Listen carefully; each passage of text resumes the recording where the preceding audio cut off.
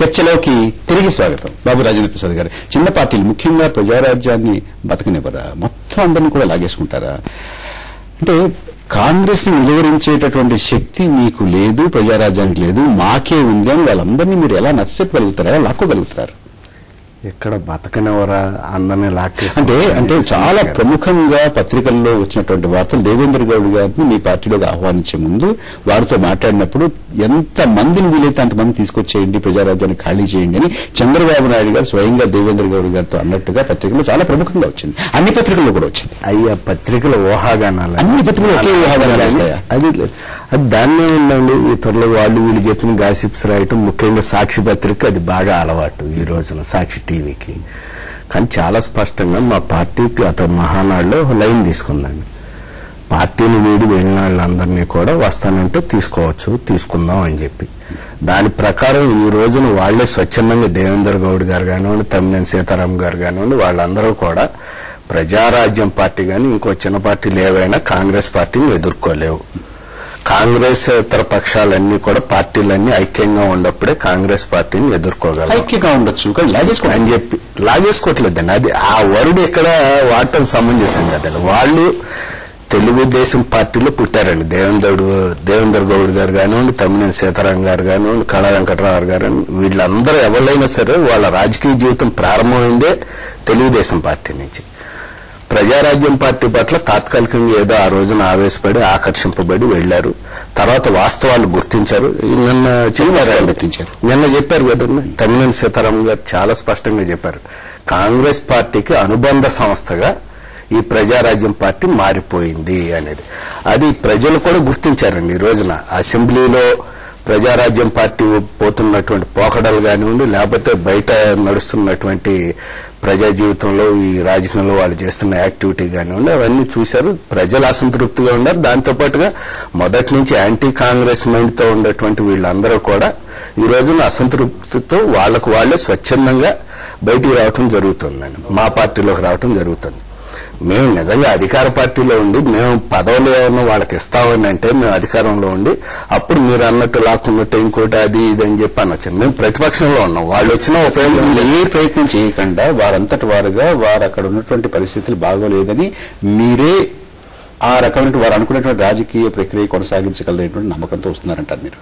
శ్రవణ్ గారు, రెండు విషయాలు. ఒకటి, ఉన్నటువంటి నాయకత్వాన్ని ఎందుకు నిలుపుకోలేకపోతున్నారు మీరు?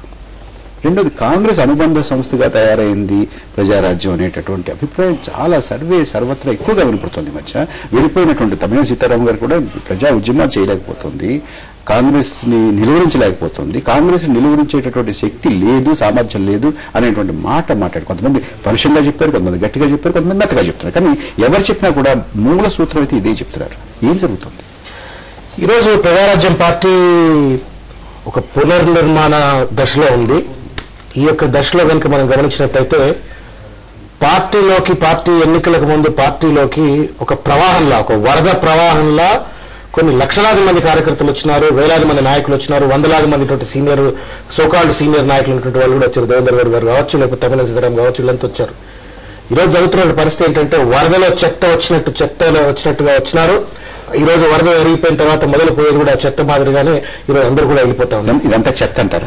నేను ఒకటి ఎందుకు ఈ మాట అంత పరుషంగా మాట్లాడాల్సిన అవసరం ఎందుకు వచ్చిందంటే, ఎవరికైనా ఏ రాజకీయ నాయకుడికైనా సిద్ధాంతాలు, రాజకీయ విలువలు అనేటిది చాలా ఇంపార్టెంట్.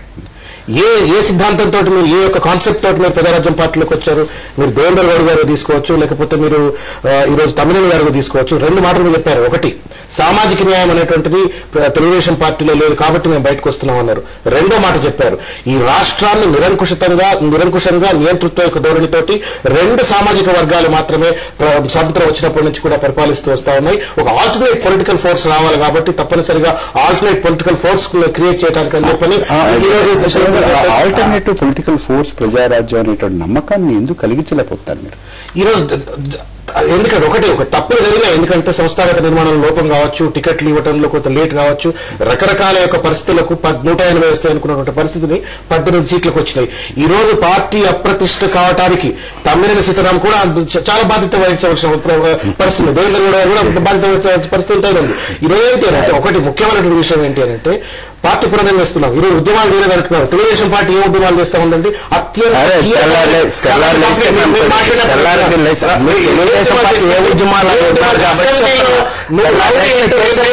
రౌడీ అంటే కాదు, నీకంటే పెద్ద రౌడీ అని చెప్పని, నువ్వు ఏది తిన్నావని చెప్పని ఈ రకంగా ఒక ముఖ్యమంత్రి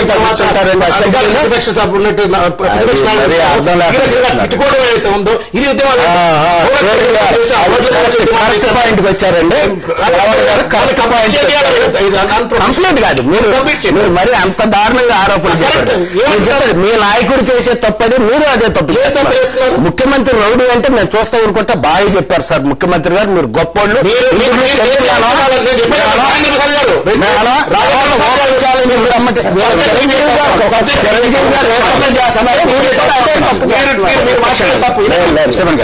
అసెంబ్లీని వేదికగా చేసుకుని ఉద్యమాలు చేయకండి. ప్రజారాజ్యానికి దాదాపుగా ప్రముఖమైన నాయకత్వం అంతా కూడా తెలుగుదేశం పార్టీ నుంచి వచ్చింది. ఇంతో అంత ఓటు బ్యాంకు కాంగ్రెస్ నుంచి వచ్చింది. కాంగ్రెస్ నుంచి వచ్చినటువంటి ఓటు బ్యాంకు ఎన్నికలకు ముందే కాంగ్రెస్కి తిరిగి వెళ్ళిపోయింది. ఎన్నికల తర్వాత తెలుగుదేశం పార్టీ నుంచి వచ్చినటువంటి నాయకత్వం నెమ్మదిగా తెలుగుదేశం పార్టీలోకి వెళ్ళిపోతుంది అనేటువంటి అభిప్రాయం. నేను ఒకటే మాట చెప్తానండి, రక్తం మరిగినటువంటి ఒక మనిషి రక్తం మరిగిన పులి, పదవులు అనుభవించి పదవులు మరిగినటువంటి రాజకీయ నాయకుడు రెండు సమానమే. ఈరోజు 18 మంది అధికార పార్టీలో జరగలేదు.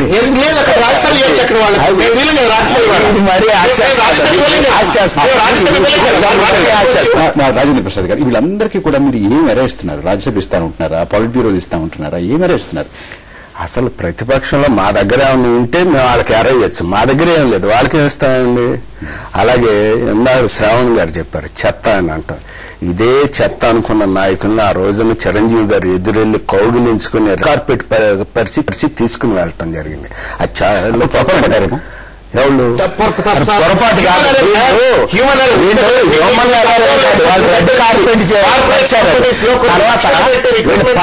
పునర్నిర్మాణం చేస్తున్నాం అన్నారు. అసలు నిర్మాణం ఉంటే కాదు పునర్నిర్మాణం చేయడానికి, నిర్మాణమే లేదు.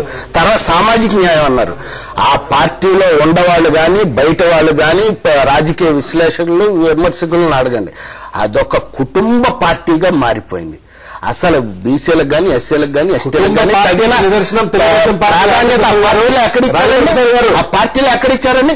నిజంగా ఈ రోజున సామాజిక న్యాయం అంటూ జరిగితే అది తెలుగుదేశం పార్టీలోనే జరుగుతుంది.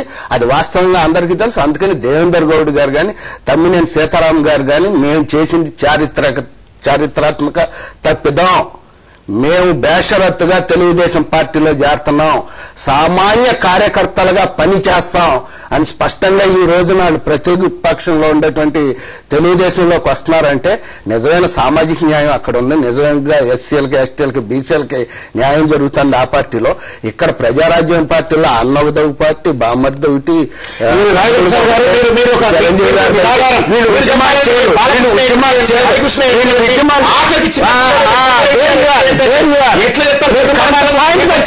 హరికృష్ణ గారు బాలకృష్ణ గారు జూనియర్ ఎన్టీఆర్ మా పార్టీలో పనిచేస్తున్నారు.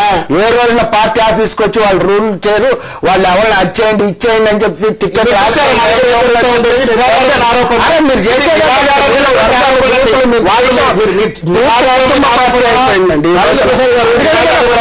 దూరంగా వెళ్ళిపోయింది. శ్రవణ్ గారు, వీళ్ళందరూ వెళ్తున్నారు. పెద్దిరెడ్డి గారు వెళ్ళిపోయారు, దేవేంద్ర గౌడ్ వెళ్ళిపోయారు, కొంతమంది కాంగ్రెస్లోకి వెళ్తున్నారు, కొంతమంది తెలుగుదేశం పార్టీలోకి వెళ్తున్నారు, కొంతమంది బయటకు వెళ్ళిపోతున్నారు, ఎక్కడికి వెళ్ళట్లేదు, వాళ్ళ పనులు చూసుకుంటున్నారు. ఎంత నష్టం జరుగుతోంది ప్రజారాజ్యానికి? నష్టం నేను అనుకుంటాను, నేను అదే చెప్పాను, నేను ప్రక్షాళన జరుగుతూ ఉంది. నష్టం జరగట్ల, ప్రక్షాళన జరుగుతూ ఉంది. ఒక పొలిటికల్ ప్రాసెస్ లో మంచి వాళ్ళు వచ్చారు. నేను అదే చెప్తున్నాను, పార్టీ ఎన్నికలకు ముందు మంచి వాళ్ళు వచ్చారు, చెడ్డ వాళ్ళు వచ్చారు, స్వార్థపరులు వచ్చారు, ఓవర్ నైట్ ఎమ్మెల్యేలు కావాలా, అక్కడ టికెట్ వస్తాయో రాదో తెలియదు, వచ్చినా కానీ నాకు ప్రాధాన్యత ఉంటుంది, ఓవర్ నైట్ ఎమ్మెల్యేలు ఓవర్ నైట్ మంత్రులు కావాలనుకుంటే వాళ్ళు చాలా మంది వచ్చారు. వెళ్ళిపోయిన వాళ్ళు చెడ్డవాళ్ళు అంటున్నారా, లేకపోతే చెడ్డవాళ్ళు వెళ్ళిపోతారంటున్నారా? మంచి వాళ్ళు ఎవరు వెళ్ళలేదా? రెండు కావచ్చు, మంచి వాళ్ళు ఎవరు వెళ్ళలేదు, ఇంకా కొంతమంది పోవచ్చు, తప్పేం లేదండి. ఎందుకంటే పొలిటికల్ వెళ్ళిన వాళ్ళందరినీ చెడ్డవాళ్ళు అంటున్నారా? వెళ్ళిన వాళ్ళందరినీ చెత్త అంటున్నారా? నేను వెళ్ళిన వాళ్ళందరినీ నేను చెడ్డ అంటలేదండి. కాకపోతే పోయే ముందు డెమోక్రటిక్ ప్రాసెస్ లో anybody can leave a party, rejoin any party, మళ్ళీ పాత పార్టీలోకి వెళ్ళిపోవచ్చు, తప్పలేదు. పోయే ముందు కన్న తల్లి పాలు తాగి రొమ్ము తన్నే విధంగా, పార్టీలను నష్టపరిచే విధంగా, స్ఫూర్తితో వచ్చినట్టు నాయకులు నష్టపరిచే విధంగా కామెంట్స్ చేయడం దౌర్భాగ్యం.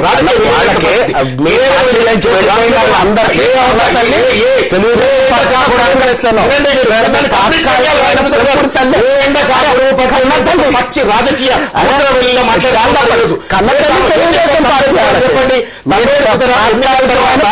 ఎన్నికల తర్వాత పోయి అమదాల వలసలో పడుకోనుంది ఆయన ఏ ఉద్యమాలు చేశారండి? ఈరోజు ఉద్యమాలు చేయాలని మాట్లాడతారు. అధిక ధరలపై ఉద్యమాలు చేశాం, మేము ఫీజులపై ఉద్యమాలు చేశాము. నిన్న మొన్న కరీంనగర్ లో బాబ్లీపై ఉద్యమం చేశాము. 18వ తారీఖు నాడు కేజీ బేసిపై ఇన్ని చేసినా కూడా ఎంచేత ఆ విశ్వాసాన్ని ఇవ్వలేకపోతున్నారు. న్యాచురల్లీ, ఎందుకంటే ప్రజల్లో ఆ రోజు మీరు గమనించాలి, మొత్తం మీడియాలో కావచ్చు, ప్రజల్లో కూడా ఏంటి అంటే there was a huge expectation that he's the next chief minister అని చెప్పని. ఆ ఎక్స్పెక్టేషన్ కు కాంట్రాస్ట్ గా ఎప్పుడైతే మనకు ఫలితాలు వచ్చినాయో తప్పనిసరిగా మళ్ళీ రీబిల్డ్ చేసుకోవాల్సిన పరిస్థితి. పునాదుల్లో నుంచి ఒక రకమైనటువంటి ఒక రీబిల్డ్ చేసుకోవాలి. నేను ఎందుకు చెప్తున్నాను అంత కాన్ఫిడెంట్ గా ఈ ప్రక్షాళన ఎందుకనంటే ఒక కొత్త రక్తం వస్తుంది, ఒక యువ రక్తం వస్తా ఉంది, ముందు ఖాళీ అయిపోతుంది. పర్లేదు. రాజేంద్ర ప్రసాద్ గారు, సరే వారి ఇబ్బందులు వారికి ఉన్నాయి, అది చాలా మంచిది అనుకుంటున్నారు కూడా వాళ్ళు, అది అలా ఉంచుతాం. మీకు వీళ్ళందరూ మళ్ళీ వెనక్కి వస్తుంటే ఇది ఏమైనా బలం అనుకుంటున్నారా? ఇందులో రెండు విషయాలున్నాయి. ఒకటి, వీళ్ళందరూ వెళ్ళిపోయినప్పుడు ద్వితీయ శ్రేణి నాయకులందరూ కూడా అమ్మయ్య వీళ్ళు వెళ్ళిపోయారు, ఇంక నుంచి మాకు గుర్తింపు ఉంటుంది, మాకు పదవులు వస్తాయి, మేము పాలిట్ బ్యూరోలోకి వెళ్తాము, మేము రాజ్యసభకి వెళ్తాము, మేము వివిధ ఫ్రంట్ ఆర్గనైజేషన్స్ లో చాలా ప్రముఖమైన పాత్ర పోషించగలమని అనుకున్నారు. తర్వాత వీళ్ళు వెళ్లే ముందు వీళ్ళని కొంతమందిని మాతో రండి అన్నారు. మాతో రండి అంటే వాళ్ళతో వెళ్లకుండా వాళ్ళతో ఉన్నటువంటి సంబంధాలు కూడా చెడగొట్టుకుని తెలుగుదేశం పార్టీలో ఉండిపోయారు. మీకు చాలా వత్తాసుగా ఉన్నారు. మళ్ళీ వీళ్ళందరినీ తీసుకొచ్చి వాళ్ళ నెత్తి మీద కూర్చోబెడుతున్నారు అనేటువంటి భావన కూడా ఉంది. దీంట్లో చాలా నష్టం కూడా ఉంది. మీరు చెప్పింది పొలిటికల్ యాంగిల్లో ఒకవైపు అది కరెక్టేనండి. కాకపోతే ఆ ఫ్రిక్షన్ అనేది సమీకరణాల మీద ఏం ప్రభావం ఉంటుంది? ఈ రాకపోకల్లో ఇటువంటి ఫ్రిక్షన్ సహజం. క్యాడర్కి, ఆ నాయకులకి అక్కడ మారిపోయినప్పుడు వాళ్ళు అలా నిలబడిపోవటం, దానివల్ల అటువంటి ఆ లోపం కానివ్వండి, అటువంటి ఆ గ్యాప్ లేకుండా ఉండటానికే మా పార్టీ చాలా ప్రత్యేకమైన చర్యలు తీసుకుని ఆ యొక్క గ్యాప్ పాలిట్ బ్యూరోలో ఉంటారు, మళ్ళీ వీళ్ళందరూ వచ్చి ప్రధాన కార్యదర్శులు అవుతారు, మళ్ళీ వీళ్ళందరూ వచ్చి ఉపాధ్యక్షులు అవుతారు. ఏం చేస్తారు? ఇన్నాడు అంటే 25 సంవత్సరాలుగా వీళ్ళు వెళ్ళిపోయారు అనుకున్నాం, మళ్ళీ వీళ్ళు వచ్చి కూర్చుంటున్నారు అని అంటే ద్వితీయ శ్రేణి, తృతీయ శ్రేణి నాయకత్వానికి మీరు ఎలా సర్ది చెప్తారు?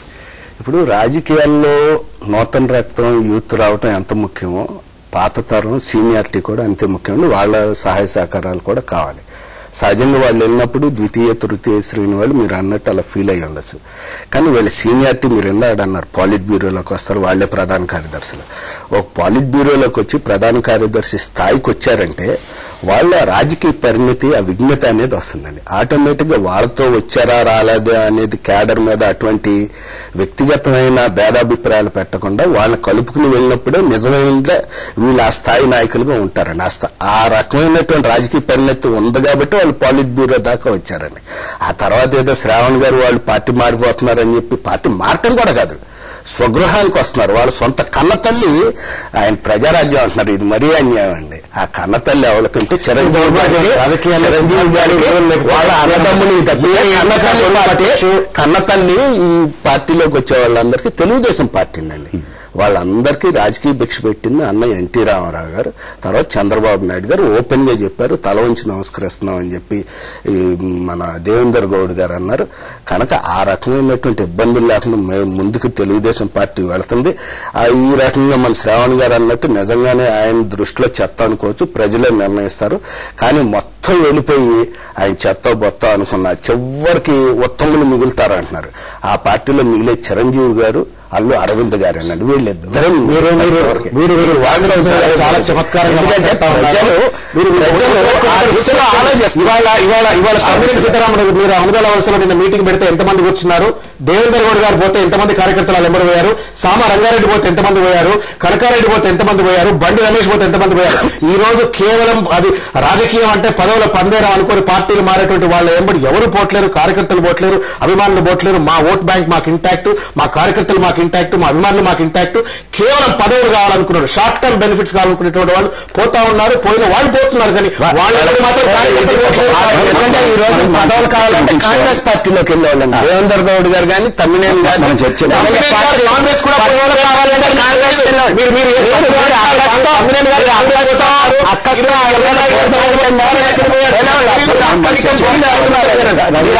బోర్ద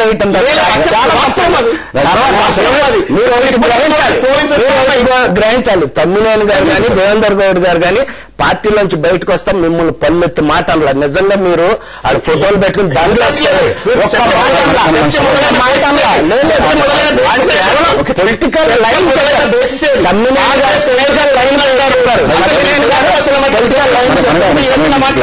రాజేంద్ర ప్రసాద్ గారు, శ్రవణ్ గారు మా స్టూడియోకి వచ్చినందుకు, మీ అభిప్రాయాలు, విలువైనటువంటి అభిప్రాయాలు మాతో పంచుకున్నందుకు, అలాగే మనతోటి చదువు గురించి, ఒత్తిడి గురించి మాట్లాడినటువంటి పద్మజ్ గారికి అందరికీ ధన్యవాదాలు. నమస్తే ఆంధ్రప్రదేశ్.